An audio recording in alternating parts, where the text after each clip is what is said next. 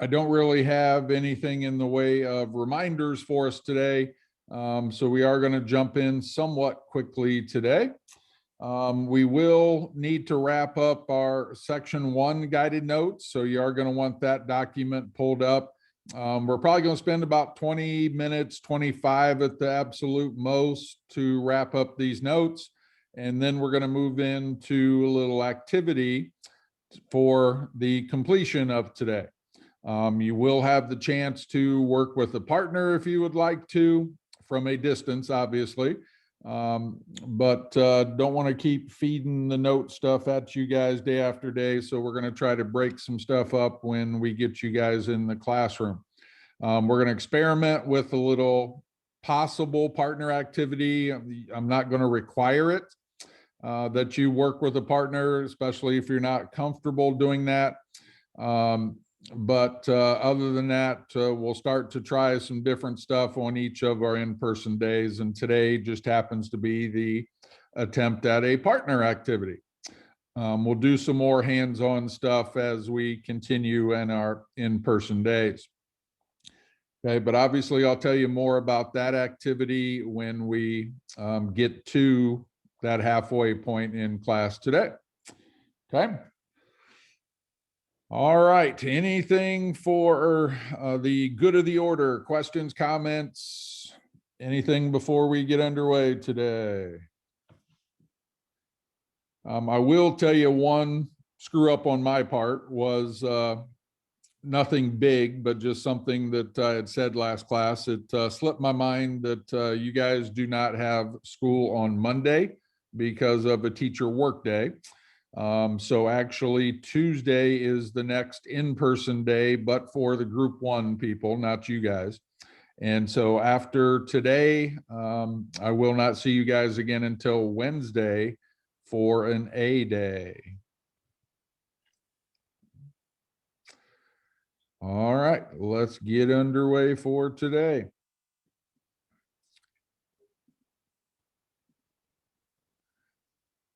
All right, if memory serves, this is where we left off with you guys. I'm going to go back one slide here just so you can see our last fill-in. So the, oops, going the wrong way.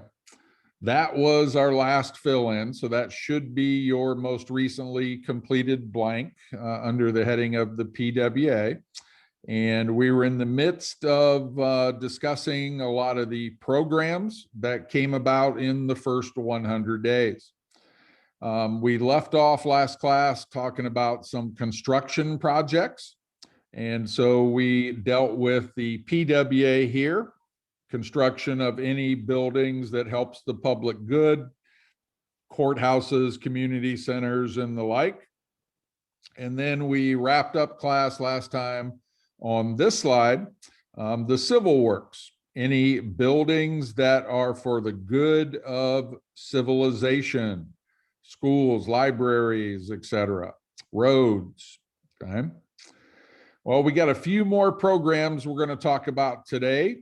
That will be in our round 1 of these programs. And we're also today going to talk about some of the critics of FDR. Not everything a president does is unanimously supported, obviously, as we all know. And FDR did have his fair share of critics. We'll get to that and to those critics once we talk about a few more programs here for today. We don't have too many programs left here in round 1, but let's go ahead and take a look at what some of those programs were. So the next one up on our agenda, not a fill-in, but just so you can see again how wide of a scope these programs have. FDR, the brain trusts are really trying to address all different aspects of society. So here is a measure called the FHA, the Federal Housing Administration. Again, let your titles help you here. Housing is in the title. So as you might conclude, we're talking about a piece of legislation to help homeowners. This group is actually still in existence today. It today is part of a department known as Housing and Urban Development, HUD. Maybe you've heard that acronym before, part of the president's cabinet, but they still oversee this federal housing administration. Back in the Depression era, it was all about helping people keep hold of their properties, home loans, mortgages, any repairs you may need to do. Well, today, they still perform that same function, but they also are in charge of things like discrimination in housing. One of the things that has been added to their agenda. So as we're starting to see, a lot of these things are still in place today. So major historical improvements for our society. All right, last agency, last organization that we're going to talk about before we get to the critics of FDR. So wrapping up the first 100 days is an agency known as FERA, the Federal Emergency Relief Agency. Now, this is one of the very few. If you remember day one of this chapter, we talked about the 3 goals of FDR and the Brain Trust. And I gave you some explanations for each of those goals, but one of those goals was to provide direct relief.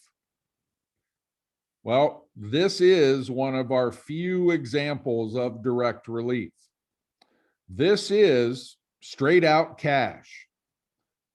The federal government is going to provide $500 million to states. States then, in turn, will have the authority to distribute this money as needed. So what the federal government is hoping for here, they're hoping the states reach out to the most neediest people in their state. Okay, federal government's not going to have any idea who that is, so they're hoping the state and local governments can really get this money to where it's needed. Direct handouts, okay? Providing relief, part of our goal. Okay. All right, now that is the wrap up for the first 100 days. There will be a second 100 days and a second New Deal. All these programs, and I know it probably seems like there was a ton of them because there was, but ultimately it's good, but it's not enough. We need to go further. We need to do more. And the second 100 days and the second New Deal is going to be just for that purpose. Okay. All right, let's shift gears a little bit, give you a little bit of a break from all these acronyms and all these agencies. And let's shift gears and take a look at some of the critics of FDR. Now, we know everything a president does is not 100% supported by everybody. We've got a lot of examples of that in our most recent political world, to say the least. Well, FDR was no exception either, because yes, he is doing some good things. Yes, he is helping quite a bit, but those critics are out there. And so we're going to shift gears a little bit here and take a look at just who these critics are and what is the most common criticism. What could people think was wrong with FDR trying to help here? Well, it varied.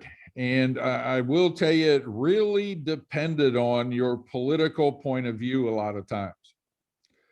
Those folks who fall under the heading of liberals very often felt like FDR was not doing enough. He hasn't gone far enough. Well, on the other hand, you got people who would definitely disagree with that. You got a lot of folks under the conservative heading who would tell you that FDR is doing too much and maybe even overstepping his power.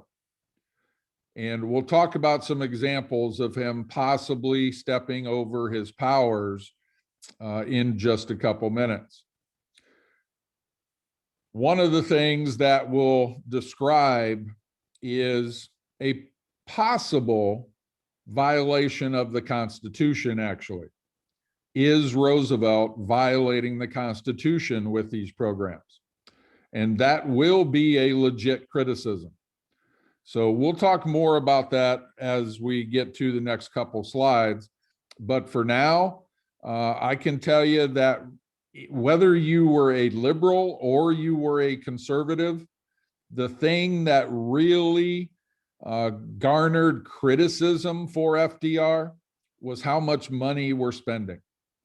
And we used the term before, but I'm going to ask you to include it now into your guided notes, your next fill-in: deficit spending. Spending money we do not have. And as we've said, we know, looking back, World War II is actually going to save us from all this debt. But the people at the time living in the 1930s, you didn't know World War II was coming. So obviously, you probably had a concern about how much debt we were creating with these programs. Very legit criticism. Even those in favor of the New Deal have to concede deficit spending is obviously not ideal. Okay. All right, we got some general thoughts now of some potential criticism for FDR. Let's look specifically at some individuals that really opposed and criticized what FDR was trying to do. The first group we're going to look at is actually not a person, but a group. And that group is the US Supreme Court. I mentioned previously, FDR was possibly violating the Constitution with these New Deal programs. Here's why. If you flash back to your civics year, when you guys covered the Constitution, if you remember, Article 2 of the Constitution is congressional powers. And one of the black and white items in there, very well spelled out, says any legislation, any government programs that spend money has to start in the House of Representatives. Anything that spends money has to start in the House of Representatives. Well, where did all these programs come from? Did they come from Congress, the legislative branch? Absolutely not. They came from the executive branch. So we do have a legit criticism here. FDR is possibly violating the Constitution. So the Supreme Court started to take a look at all these programs we have discussed. And slowly but surely, a lot of these programs began to be declared unconstitutional. Well, obviously FDR is not going to be happy about this. Right when we were making a little bit of progress, here comes this bump in the road from the Supreme Court. And FDR has a theory. And his theory in his own head, his theory is, you know why these guys are declaring this unconstitutional? It's because these guys on the Supreme Court are a bunch of old guys that have absolutely no idea what it takes to recover from this depression. Their values are outdated. They're old school. They don't understand. And so FDR came up with an idea. This is awesome. His idea is if you look at the Supreme Court, you can see right now the people on the Supreme Court. And FDR felt like there were 6 judges that particularly fit that definition of old school. So FDR decides, you know what? What I can do is to add justices to the Supreme Court. And FDR wants to add 6 judges to the Supreme Court. His thought is, if I put 6 new people on there and they vote on whether or not something is constitutional, any of these programs are constitutional, my 6 new guys will essentially cancel out the vote of these 6 old guys who are out of touch, leaving only votes that support my programs. So how about that? He's going to add people to the Supreme Court. Well, first of all, can he? And the answer is yes, he can. There is nothing in the Constitution that tells us a minimum number of judges that have to be on the Supreme Court. And there is nothing in the Constitution that says that we have to have a maximum number of justices on the Supreme Court. We could have, I would assume you probably want to have at least 3 just so you can break a tie. So that's common sense, but we could have anything from 3 to 303 or 1,000 or whatever we wanted. Now, traditionally, we've had 9 justices on the Supreme Court. And that's, again, sort of become the tradition here. That's the number we try to keep.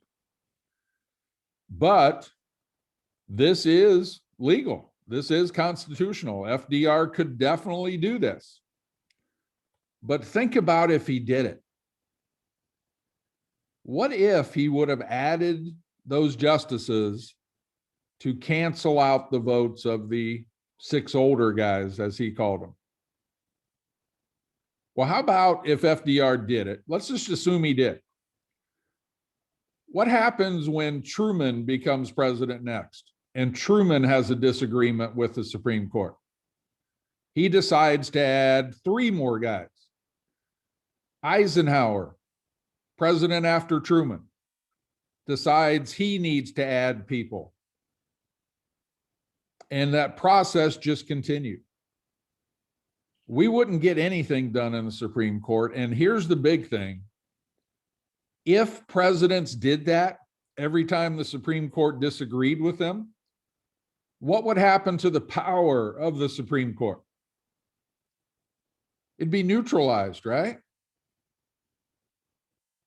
Well, that means we've lost our balance in government. We're essentially neutralizing one of the 3 branches. We're essentially defeating the purpose of checks and balances. Now, luckily for Roosevelt, he did not have to end up adding justices, even though he could have. The people or the justices that he called the old guys, over time, the next couple years, all of those judges either retired or unfortunately passed away. And Roosevelt actually got to appoint 7 people to the Supreme Court, more than he originally intended to, just by waiting and just by being patient. He got the court he wanted to have. And when we get to the second New Deal and the second 100 days, which is what we're going to do in Wednesday's class, but when we get to that second New Deal, these programs are going to be declared constitutional. So we could have had a major change in US history if Roosevelt would have added these justices. So essentially, crisis averted, thankfully. Now, Supreme Court was not the only critic of FDR. There were a lot of individuals that very openly criticized FDR. Some we could probably define as being out there, to be nice, crazy, if you will. So let's take a look at who some of these big-voiced critics are. I've got two of them for you here. We're actually going to look at three, but I've got two of them here on this first slide for you. And the first guy we're going to start with is actually a priest. Father Charles Coughlin, your next fill-in. Charles Coughlin was a very, very popular priest. How popular? Well, look at the picture I've got for you here. He is preaching in Yankee Stadium. That's how many people used to come hear him preach. Not only would he gather crowds in baseball stadiums, he had a huge radio following as well. And at the height of his popularity, they said Father Coughlin had probably about 45 million followers. 45 million. Now, obviously, that's a way to impact a lot of people with what Father Coughlin is saying. And he was very critical of FDR. Father Coughlin was a conservative, and he thought FDR was going way too far, outreaching his authority in a lot of times. So usually Father Coughlin's sermons were very anti-FDR. Now, here's the bad news for Father Coughlin. As his popularity grew, so did his, what's a good way to describe it? His impression of himself. Father Coughlin got a little power hungry, a little power drunk, if you will. And the longer Father Coughlin preached through the 30s, the more his sermons got pretty radical. An example of that, towards the end of the 30s and towards the end of Father Coughlin's popularity, he really started to get anti-Semitic, anti-Jew. And that will ultimately cost him a lot of followers. He got a little radical and a little too radical with his racism. And that turned a lot of his previous followers off to what he was saying. So for a while, Father Coughlin, very outspoken, but towards the end of the 30s, lost that popularity and really lost his value, his morals. And a lot of people really started to disregard everything he said. Our second critic on this slide is actually a doctor. This is Dr. Charles Townsend. He's got a suggestion. He feels like the New Deal doesn't really address the older folks in the generation. So Dr. Townsend is suggesting an old age pension. Dr. Townsend would like to see a government program that when older folks reach the age of 65, they can receive a pension from the government and retire from their work. Does that sound familiar? That is what will become Social Security. And yes, obviously, we do still have Social Security today. Well, it's due to Dr. Townsend's criticism. So in this case, FDR is going to accept that criticism and watch when we get to our next section on Wednesday. One of the things we're going to talk about is the beginning of the Social Security Act. And again, still in place today. So here's a chance where a critic was valuable to FDR.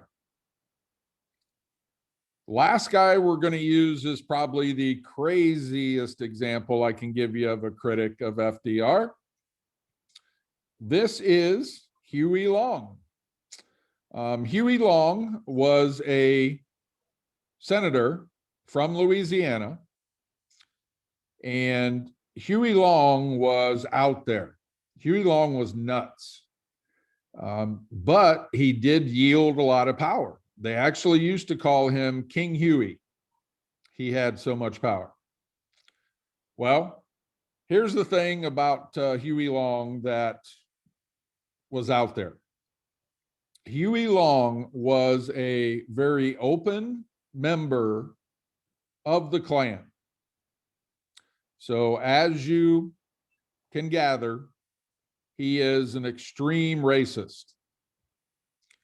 But 1930s, coming from Louisiana, he was very popular amongst the southern states. Not surprisingly so during that era. Well, Huey Long also had a desire to run for president. So obviously, he's trying to make a name for himself to be able to get on a political ticket here in our next election. So Huey Long really pressed the boundaries and really said some really radical stuff whenever he would speak. So much so that Huey Long was assassinated because of his viewpoints, his positions in 1935. So early on in the Depression, Long was a very well-known, outspoken critic, but obviously his criticism will not last long due to that assassination. So main point of our last few slides, there are critics out there. Not everybody is loving this New Deal. Well, that is the end of FDR's first term. We're up to 1936 now, and it is time for our next presidential election. FDR, well supported, putting a dent into the Depression. He is going to run as the Democratic candidate once again. Republicans nominate the governor of Kansas, a guy by the name of Alfred Landon. This, like FDR's first election, was not even close. This is a blowout win, and the results of the election, any election, are an evaluation if you think about it. If the candidate who holds that office is doing a good job, then they're going to get reelected if people like it. And if not, then you don't get reelected, obviously. So what we're seeing here with another blowout win by FDR is that people, as a majority for sure, really appreciate, respect everything FDR is doing. His popularity is growing. Well, second term means second New Deal. And that is where we're going to go on Wednesday. Okay. So we're going to wrap up your guided notes. That is as far as we're going to go today. And we're going to move on into our next activity. So I need you guys to go to Canvas for me, if you would.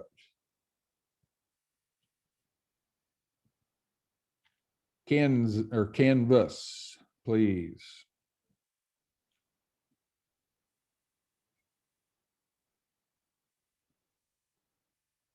When you get to Canvas, our homepage, click on announcements, and then the very top announcement should look like this for Friday, March 5th and Tuesday, March 9th.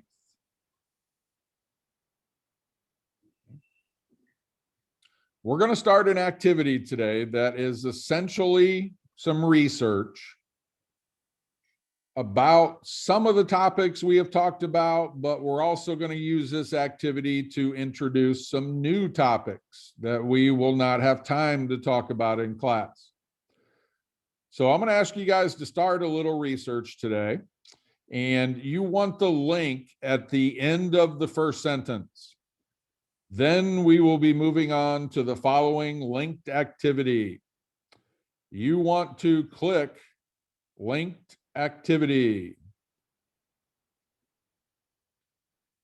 And the document you should get should look like the one I am projecting here.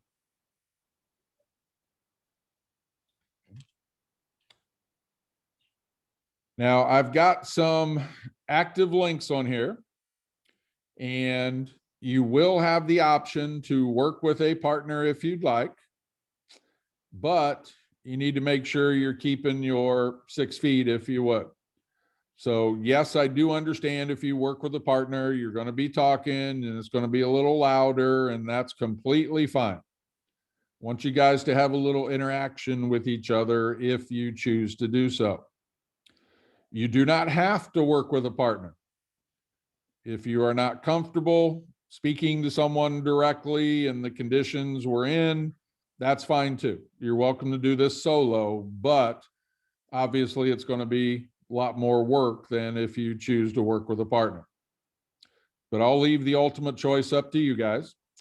All the links on there, I did check out as recently as this morning to make sure all the links were active. But I'm obviously doing that on a teacher computer, not a student computer.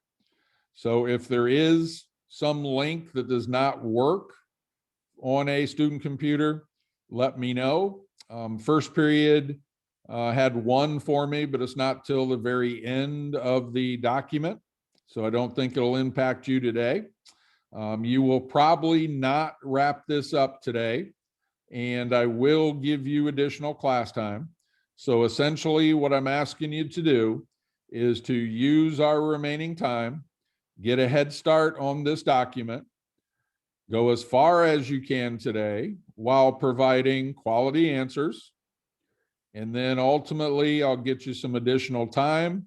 And then once we get a day or two of work on this, and I can get a feel for how far we are, then I will give you the due date.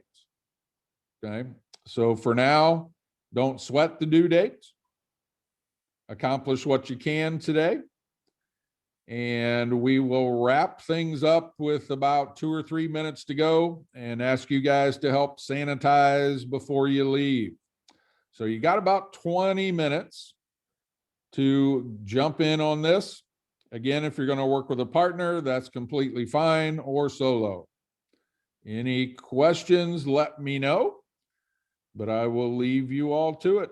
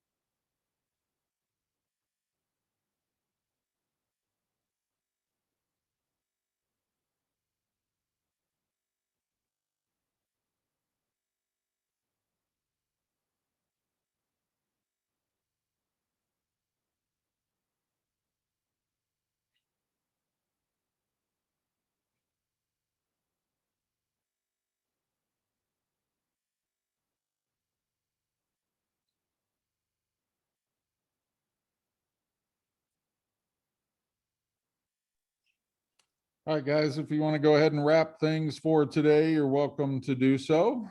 We got our cleanup yet, don't forget. So just go ahead and get yourself organized, bag up computers, that kind of thing. Make sure you're staying distance from yourself and do not throw away your paper towels until on your way out, once Mr. Williams dismisses you guys.